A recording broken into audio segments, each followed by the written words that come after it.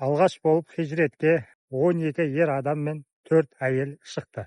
Олардың қатарында Осман ибн Аффан мен оның жары пайғамбарымыз саллаллаху алейхи вассалам қызы Руқайя да болды.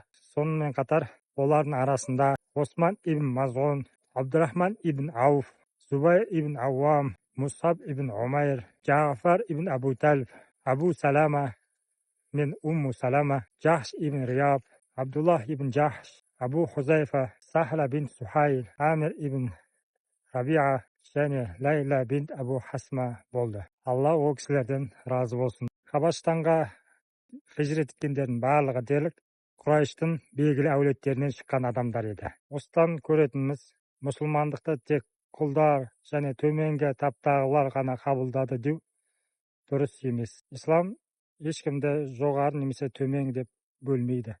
Алланың алдында тек тақуалымен ғана ерекшеледі. Бай болсын, кедей болсын, барлығы бір сапта, бір құбылаға қарап қосылып өтеді.